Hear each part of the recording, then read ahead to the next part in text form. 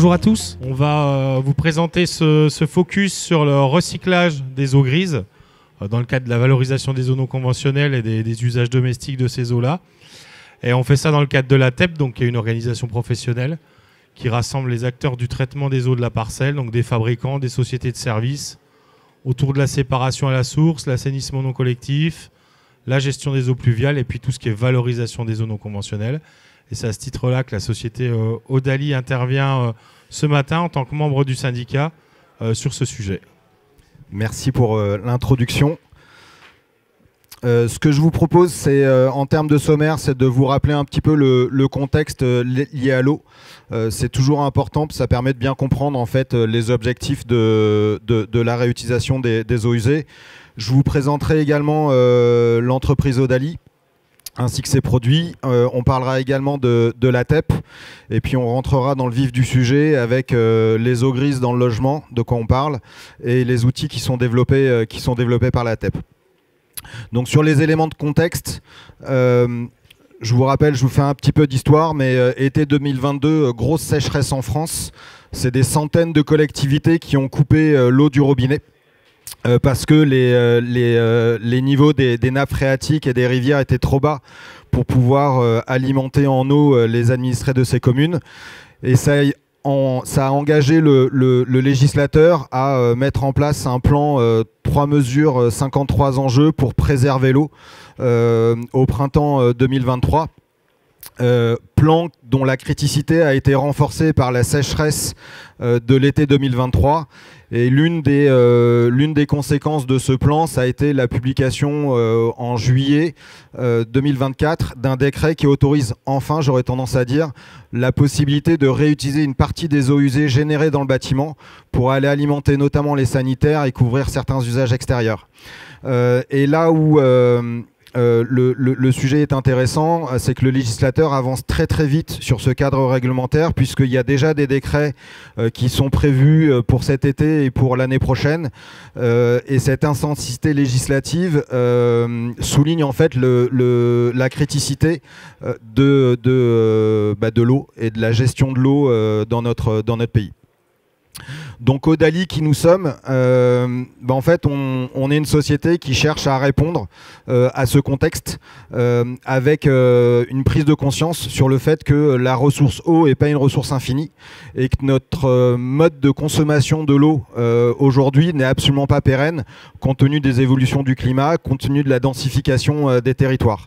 Donc ce qui va nous obliger au final à revoir nos modes de consommation, et c'est là où la note est positive, c'est qu'aujourd'hui à l'échelle d'un bâtiment, seulement 7% de l'eau qu'on consomme nécessite d'avoir une qualité d'eau potable. Ce qui veut dire que pour 93% des eaux qu'on consomme dans nos logements, on pourrait tout à fait imaginer avoir une qualité d'eau légèrement dégradée sans que c'est un quelconque impact sur nos habitudes.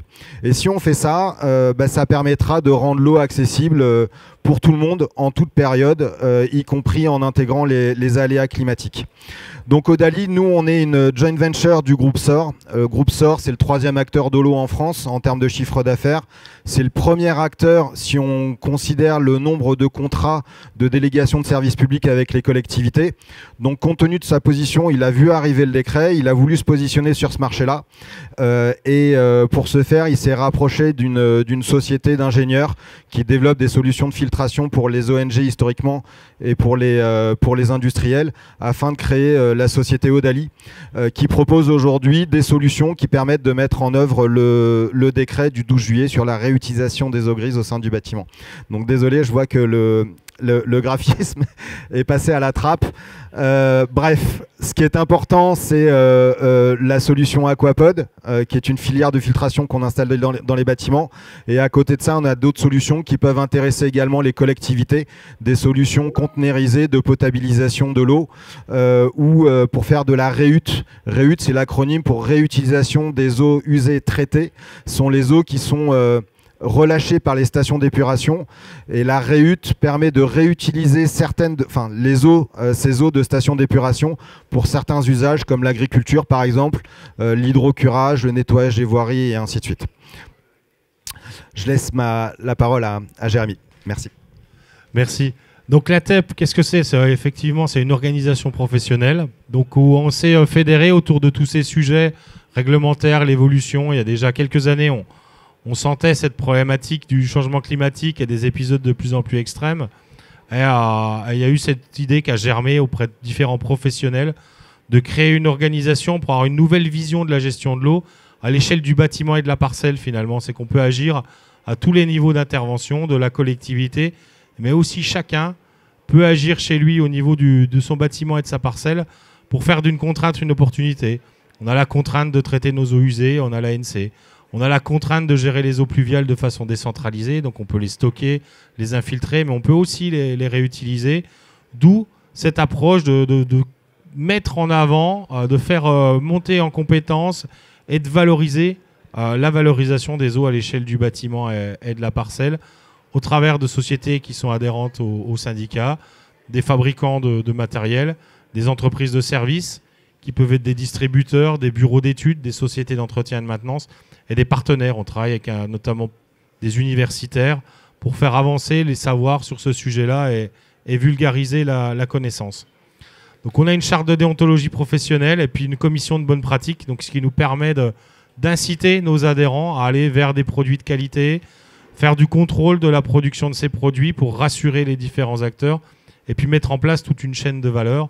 Quand on fait des travaux, on fait une réception des travaux, on fait un entretien, on fait un suivi sur le terrain du parc de nos installations pour pouvoir apporter toutes les garanties nécessaires sur la protection de l'environnement et également de la santé par rapport à toutes les exigences réglementaires. Il y a les nouveaux textes qui sont arrivés, décrets arrêtés où il y a des enjeux liés à l'environnement mais aussi à la santé. Et il faut rassurer et garantir sur ce sujet-là. Donc il y a des engagements volontaires des entreprises. Donc il y a 35 adhérents au syndicat qui vont de gens qui font de l'assainissement non collectif, des gens qui font du stockage d'eau pluviale et de la valorisation des eaux.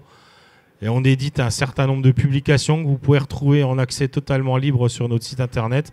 Et je reviendrai dessus tout à l'heure sur les actions qu'on a pu engager. En tout cas, les acteurs comme la TEP sont importants parce que quand on touche à l'eau, on touche à quelque chose qui est très personnel, avec des enjeux sanitaires qui sont importants. Donc il y a un enjeu de réassurance auprès des acteurs qui est vraiment important. Donc désolé, j'ai toujours des problématiques d'affichage. Donc si on revient un peu sur le cadre réglementaire et sur ce fameux décret du 12 juillet 2024, c'est un décret qui va vous autoriser demain à réutiliser les eaux usées issues des salles de bain et des lave-linges. Donc on parle d'eau potable qui a été polluée avec du savon, de la lessive, des peaux mortes et des cheveux. Donc c'est des pollutions qui sont légères. Et ce que dit le décret, c'est qu'on va avoir le droit de réutiliser ces eaux-là pour aller alimenter les sanitaires. C'est 20% de la consommation d'un logement, donc c'est loin d'être anodin. Et on va également pouvoir couvrir les usages extérieurs, donc l'arrosage des espaces verts et le nettoyage des surfaces extérieures. Accessoirement, on peut également laver sa voiture avec ces eaux, une fois qu'elles ont été traitées à un niveau de qualité qui est défini par le décret, qui est le niveau de qualité A+. Concrètement, c'est de l'eau qui n'a pas d'odeur, qui n'a pas de couleur, qui n'a pas de matière en suspension, qui n'a pas de turbidité. Donc au final, une eau qui n'est pas potable, mais que vous ne pourrez pas différencier quand elle est au fond des toilettes, pour être un peu provocateur. Donc, d'où l'intérêt de mettre en œuvre ce décret, puisque ça va permettre d'économiser entre 20 et 30 ou voire 35% de l'eau potable à l'échelle d'un logement. Donc ce que dit le décret, c'est qu'on va pouvoir réutiliser 51% de la consommation d'eau du logement et pouvoir économiser, couvrir au final jusqu'à 32% de la consommation d'eau avec des eaux usées. Donc encore une fois, sans que ça ait aucun impact sur nos habitudes et sur l'habitude des résidents. Donc le résultat, il n'est pas neutre quand on voit aujourd'hui le nombre de communes qui passent sous arrêté sécheresse pour pouvoir économiser l'eau potable. Donc là, sans aucun changement, en fait, on va pouvoir économiser 30% de l'eau. Autre point positif, pendant les arrêtés sécheresse, on n'a pas le droit d'arroser les espaces verts. On sait que pendant les canicules, les espaces verts sont des vrais îlots de fraîcheur qui apportent un réel bien-être aux résidents. avec les eaux usées traitées, telles que le prévoit le décret, on a la possibilité d'arroser ces espaces verts. Ce qui veut dire qu'à l'échelle d'une résidence, on pourra avoir un gazon vert toute l'année, on pourra avoir des buissons et des îlots de fraîcheur qui seront arrosés, qui vont pouvoir jouer leur rôle de climatiseur. Donc, par exemple, si on met ça à l'échelle d'un EHPAD, où les espaces verts sont importants, où on a un public qui est fragile, ce type de dispositif devrait s'imposer de lui-même. Donc concrètement, comment ça se passe à l'échelle du bâtiment? On va installer une colonne dédiée à la collecte des eaux issues des salles de bain et des lave-linges. Tout ça va aller au sous-sol, va être stocké dans une première cuve. La filière de filtration va filtrer 24 heures sur 24, 7 jours sur 7. Et derrière, va envoyer l'eau une fois traitée dans une seconde cuve, à la sortie de laquelle on va mettre une pompe pour aller alimenter le circuit qui va alimenter les sanitaires et les usages extérieurs. Point important, encore une fois, le législateur aujourd'hui ouvre la porte à d'autres gisements, on parle des eaux de cuisine notamment, et à d'autres usages, par exemple alimenter les lave-linges, arroser des potagers. Donc on est vraiment dans un environnement où la législation avance très très vite, donc à intégrer dès lors qu'on parle d'un projet de construction. Merci. Donc par rapport à tout ça, enfin, on voit que c'est un nouveau sujet, il y a des sujets très très importants. Il y a à la fois le stockage, le traitement de ces eaux, mais il y a des sujets de plomberie intérieure, avec la disconnexion, la signalétique. Donc il y a un besoin de professionnalisation forte de ce secteur-là, de ce sujet-là. Donc c'est pour ça qu'on y travaille et on y agit. Donc au niveau de la TEP, on a déjà développé un certain nombre d'outils. On a fait un visuel assez simple qui rappelle par type d'usage quels sont les textes réglementaires de référence. Il y a tout un package sur les usages urbains et agricoles, avec un texte qui devra arriver bientôt sur les usages urbains, notamment pour le nettoyage des voiries. Il y a tout un package de textes sur les usages agroalimentaires, où là, dans l'industrie agroalimentaire, on peut faire du recyclage des eaux. Il y a tout ce pack sur lequel on vous parle ce matin, qui est autour des usages domestiques, où il y a bien un cadre précis pour les usages domestiques dans l'habitat classique, pour les usages domestiques dans les ICPE, pour les usages domestiques dans les zones d'habitat sensibles, enfin d'accueil de public sensible. Donc là, il y a tout un cadre réglementaire qui nous permet d'agir et de mettre en place ces sujets-là. Donc on a fait quelque chose de très synthétique pour mettre en avant les textes de référence. On a sorti dès l'été dernier, dès la sortie des textes, un aide-mémoire sur les usages domestiques des eaux impropres à la consommation humaine. Cette aide-mémoire qui rappelle les 10 obligations qu'ont les particuliers, les propriétaires, de signalisation, de conception du dispositif, de recours à un professionnel, d'entretien, de signalétique, d'information des occupants sur ce sujet-là, et également les tableaux des usages autorisés, parce qu'on a plusieurs familles d'eau. Il y a ce qu'ils ont appelé les eaux brutes, dans lesquelles on a les eaux de pluie et la récupération et utilisation d'eau de pluie. Il y a les eaux grises qui sont dans un cadre, et il y a également les eaux de piscine, des piscines à usage collectif qui peuvent être réutilisées dans ce cadre-là. Donc on a rappelé quels étaient les usages possibles et quels étaient les critères de qualité et les fréquences de contrôle à mettre en place. Donc ça, c'était notamment pour sensibiliser les professionnels, que ce soit les installateurs ou les maîtres d'œuvre, pour sensibiliser les maîtres d'ouvrage et accompagner au déploiement de la réglementation. Et on a sorti tout récemment, ça a un mois, un modèle de fiche de conformité de l'installation, parce que la réglementation demande l'établissement d'une fiche de conformité, également un procès verbal de réception des travaux.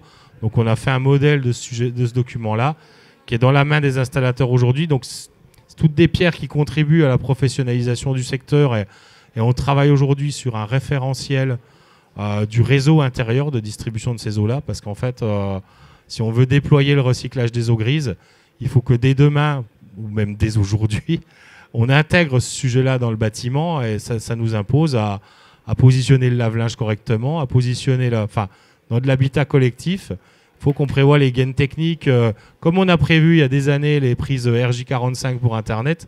En fait, aujourd'hui, il faut qu'on prévoie le réseau de collecte et de distribution des eaux impropres à la consommation humaine, pour que quand on arrivera, soit aujourd'hui on l'installe, et soit demain quand on réfléchit, qu'on puisse le réintégrer dans le bâtiment, parce que là, une des grosses problématiques aujourd'hui du sujet, c'est que ce soit de la récupération d'eau de pluie ou du recyclage d'eau grise, intervenir dans un bâtiment existant, c'est très très compliqué. Donc il faut qu'en fait ces doubles réseaux, cette séparation à la source, elles soient anticipées et intégrées dans les règles du bâtiment aujourd'hui. Et nous, on travaille à un référentiel de bonnes pratiques sur la mise en place de ce réseau de collecte et de distribution avec la signalétique. Donc la professionnalisation de ce secteur-là est en cours.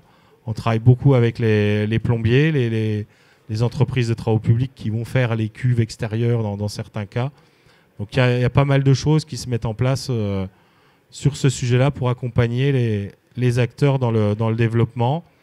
Et à la TEP, on porte une dizaine de propositions pour développer tout ça. Et c'est d'actualité. L'année dernière, on n'a pas eu une année sympa puisqu'il n'y a plus pas trop mal. On n'a pas eu de problème d'eau. Donc on a oublié 2022, on a oublié le plan eau. Et là, bon, aujourd'hui, ça va, il fait bon.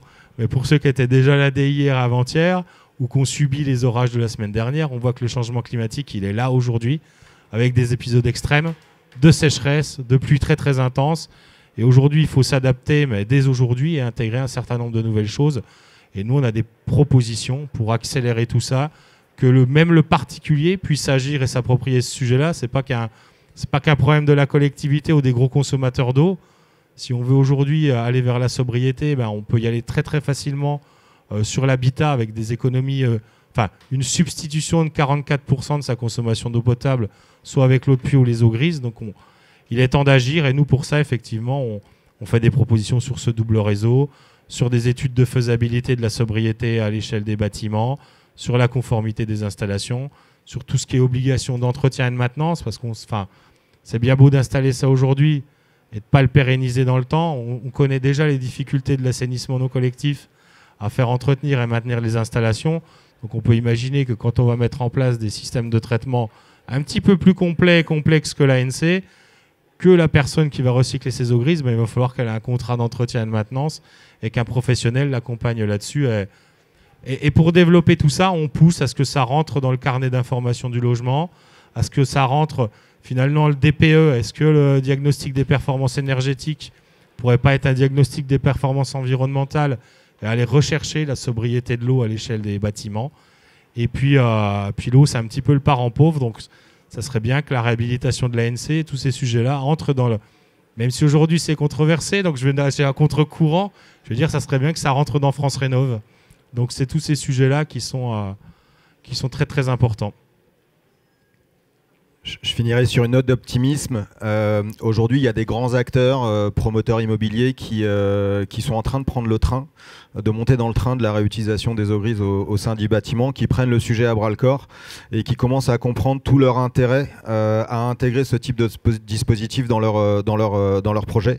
Donc on est au début d'une très belle histoire. Et puis il y a des acteurs comme Odali, je vais faire un petit peu de pub, qui proposent à la fois leurs machines mais également leurs prestations de maintenance sur tout le territoire français.